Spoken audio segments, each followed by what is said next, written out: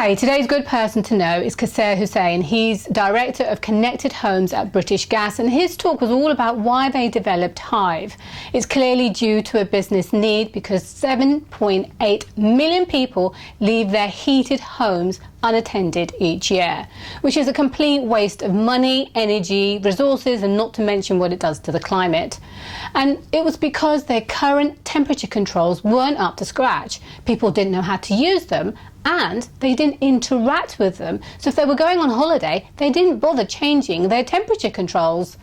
Now, Kassir said that they managed the process very carefully, involving the customer at every stage. He says it's important to get customer feedback, but it's not what they say that matters, but more what they do.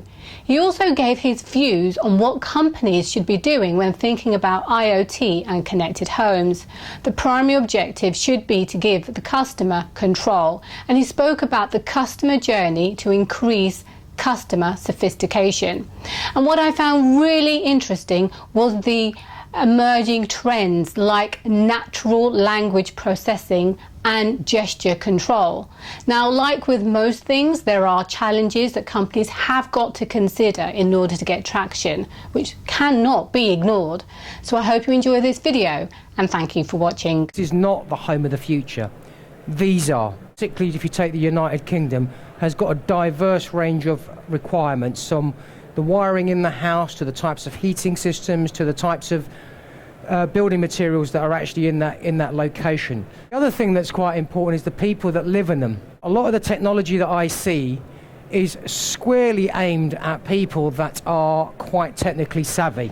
You've got to assume, like normal most average people, the level of technology awareness and comfort around some of the tech we're talking about in the smart home is very, very low. A number of suppliers I've still seen that talk in very technical language, expect people to be able to set this stuff up, be able to be comfortable around it, is remarkable. And unless we can crack this challenge of selling to the people on the right and not just the people on the left, the connected or smarter home is going to remain a niche. In the UK, HIVE, which is a British Gas innovation, has sold over 250,000 remote heating control units. But we've also expanded our portfolio to include smart plugs, motion sensors, contact sensors. So the entry point for a lot of people in the UK has been through the heating systems.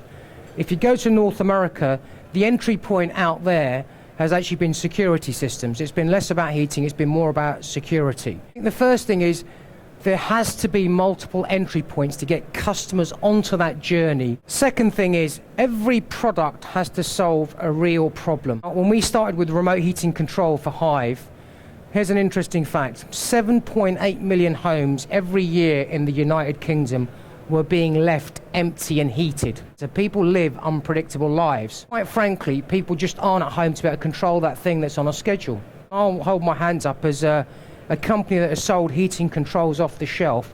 We have for decades perpetuated controls that are almost unfathomable. What we found is even when you could use it, people didn't often want to go and interact with it. Now at HIVE, we were very deliberate not to worry about ecosystems to start with. What we wanted to start with was solve very singular use cases, and over time, as people got comfortable with it, to start to get things to work together. We've gone out there with motion sensors and contact sensors, so you can now start to see a world where I come home, you can detect my presence, the door opens, turn the heating on.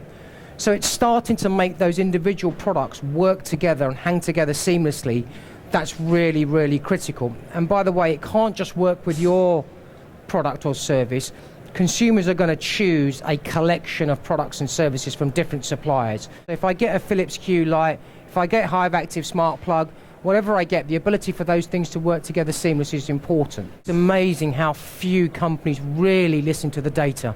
Sorry, but focus groups are not going to help you with product development. The first thing we do whenever we've got a concept or an idea is we'll just go out and do one-to-one customer interviews. We do those on a weekly basis.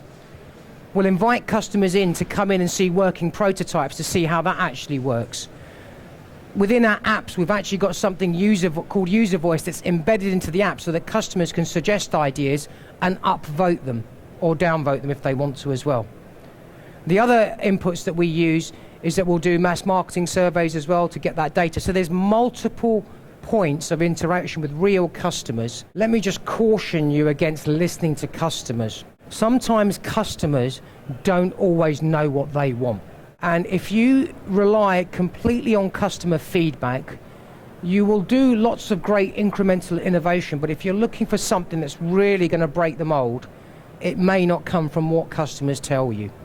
So you've got to balance this off with some of your gut instinct. You've also got to watch what customers are doing, so we embed analytics in every part of our app and web shop. Don't just do what they say, watch what they do. Not once a month, not once a year, not once at the beginning of the project and at the end of the project. I mean throughout the entire life cycle. You're not just building a product. Customers choose the product because of the experience it comes with. So within Hive, we've curated that experience very, very carefully. So from the moment you walk into a retail shop, the displays, or the end caps as they're called, that you actually interact with and play with were very carefully curated. They were designed to show you what the product does very quickly. If you go to the App Store and you download the Hive app, you can play it in demo mode and get a feel. So your actual experience starts before the point of purchase. Point of purchase, we very carefully, again, ensure that the customers are knowing when their deliveries are going to arrive. They can choose a slot to have things installed or self-installed at a time they choose. And that's what we did when we were designing Hive as a service. We actually had every single person from that business unit sat in the room going through what that experience would feel like. If you really want to put off the average individual, then take away control from them. Smart home products are about making you feel in control. So what you might have to do is take customers through a journey, right? So at the first step, just getting customers used to seeing events. When the door opens, when a motion is detected, whatever the event is, just give them that simple notification. Number two is about control. We took the thermostat on the wall and just gave them a digital manifestation of that product. We did not try and get clever and smart about it, because frankly, if you automate too early, what you are indirectly doing is taking control away from those consumers. Third step, assisted control. When they're using the app, contextual help within that app. Just prod them, poke them, right? Remind them what they can and can't do. So one of the things that we did with our geolocation feature when we first launched it, you don't have to look at a map. You stand in the location that you want the geolocation, you press a button and that's it, set up. If you leave home or you come home, then we just send you a notification. But again, we don't control the heating for you. Last but not least is automation. I'm coming home at 6:30. I like my house at 21 degrees centigrade. Why don't you just turn the heating on at 6:15 or 6:10 so that when I get through the front door, it's actually warm and ready for me? Why not just turn on the hot water before we have regular baths? There's like an entire world of automation that you can start to suggest to customers. And their trust, right? Make the physical digital, keep it really, really simple. You have time. Show consumers the benefits of simple logic. Let them play and experiment with stuff, yeah? So if you've got premium features in your app, unlock them for about 3-month period before you make them pay for it. Let them have a little play. Let them get comfortable with it. You spend a lot of time managing infrastructure. So at the moment, we're predominantly in Amazon Web Services cloud. We're managing virtual machines. We're managing security for those machines. We're making sure they're upgraded, they're patched, the apps are deployed. Once upon a time, whenever I did any software, the first thing I'd think about is where am I going to host it? I don't worry about that anymore. We literally push everything into Amazon Web Services. But there's a next phase of evolution that's now coming. Why don't we do away with servers? Why do I have to manage servers? Then I just need to write code, which means I can put all my dev effort back into the actual application stack rather than worrying about managing infrastructure.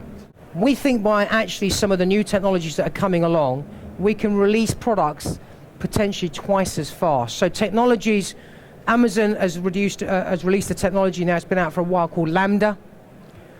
You've got Google Cloud, Dataflow, StackCut. There's a number of these technologies where you just deploy the code. Echo's actually using something called Lambda, which essentially is exactly that. There are no servers to manage for Amazon. They deploy code straight into that service. A lot of the infrastructure is starting to disappear. It's still there, but it's somebody else's problem, right? So Amazon will look after it on my behalf, or Google or whoever. So the bottom bit is disappearing, which means I can spend more time on the user interface, the customer needs. There is a massive trend that is emerging. Natural language processing has significantly improved over the last couple of years. Today, if I'm sitting at home, to turn the lights on and off, I've got to take out my smartphone, enter a 4-digit PIN, open the app, go and click on or off. What we've actually now found is technologies around natural language processing and gesture control. Anybody who hasn't tried Amazon Echo, my suggestion is give it a go, right? Alexa is phenomenal.